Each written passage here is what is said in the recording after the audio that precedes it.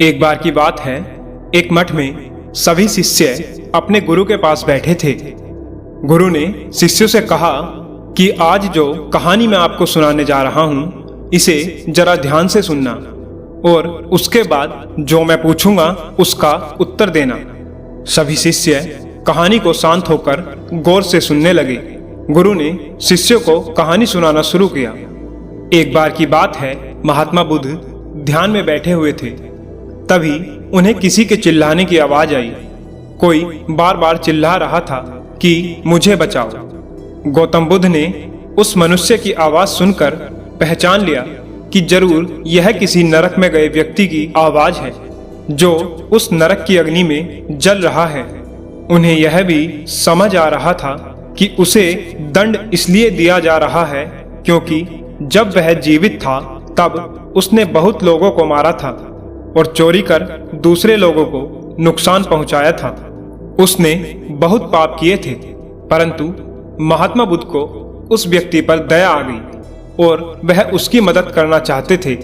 तब उन्होंने अपनी दिव्य दृष्टि से यह देखा कि क्या उस व्यक्ति ने अपने पूरे जीवन में कोई भी अच्छा काम किया है। तब उन्हें ज्ञात हुआ कि उस व्यक्ति ने एक बार चलते समय एक मकड़ी पर पैर रखने से बचाया था। तब बुद्ध ने उस मकड़ी से कहा कि वह जाकर उस व्यक्ति की मदद करे। उस मकड़ी ने जिस जाले को वह बना रही थी उसी से एक लंबा धागा फेंका ताकि वह व्यक्ति उस अग्नि से बाहर निकल सके। परंतु उसके साथ जो अन्य लोग उस नरक की अग्नि में जल रहे थे वो भी उस धागे को पकड़कर बाहर आने का प्रयास करने लगे।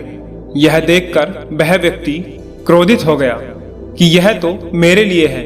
अगर इतने सारे लोग उसे पकड़कर बाहर निकलेंगे तो वह रस्सी टूट जाएगी। यह सब देख वह उन सभी व्यक्ति पर बहुत जोर से चिल्लाया कि तुम सब उसे मत पकड़ो, वह मेरे लिए है, वह टूट जाएगा।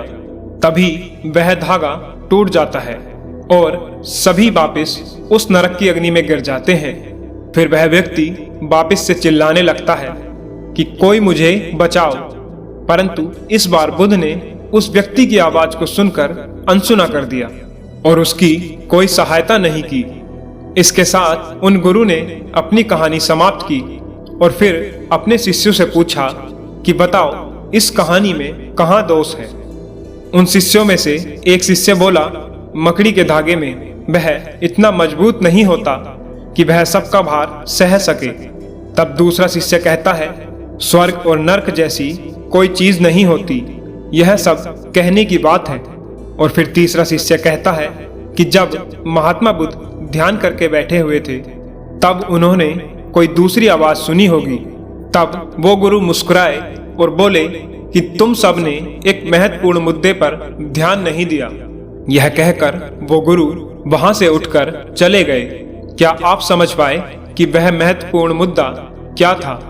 दरअसल जो सच्ची करुणा होती है वह चयन नहीं करती है। किसी समय कोई भी विचार करे कि मुझे किसी के लिए करुणामय होना चाहिए और फिर ऐसा सोचे कि वह दूसरा व्यक्ति मेरे करुणा का पात्र नहीं है, तो यह एक करुणा नहीं है बल्कि यह एक व्यापार है। किसी व्यक्ति की मदद करने में आप चयन कर सकते हैं लेकिन सच्ची करुणा में नहीं। यदि बुद्ध की इच्छा किसी ऐसे व्यक्ति को बचाने की होती जो नर्क भोग रहा है तो वह अपना विचार बाद में उस व्यक्ति के एक स्वार्थी कर्म के कारण बदल नहीं देते। पुण्य और पाप, अच्छा या बुरा, यह सब नैतिकता के आधार पर लिखा गया है। करुणा नैतिकता, कर्मों और विश्वासों से परे की बात है। यह सबसे ऊंचे दर्जे की बात है। ऐसे कभी नहीं हो सकता कि एक व्यक्ति पर करुणा दिखाई जाए और दूसरे पर नहीं। जहां जरूरत या संभावना हो वहां पर ज्ञानी गुरु कभी भी करुणा बरसाने पर हिचकिचाएगा नहीं। बुद्ध वही हो सकता है जिसने अपने अंदर पूरी स्वतंत्रता पाली हो और जो स्वीकार और अस्वीकार करने की मजबूरी से अलग चला गया हो। केवल वही करुणामय हो सकता है जो पूरी तरह आनंदमय हो। बुद्ध होने का मतलब भी यही है कि जो बुद्धि से परे चला गया हो, पूर्ण आनंद की अवस्था में हो।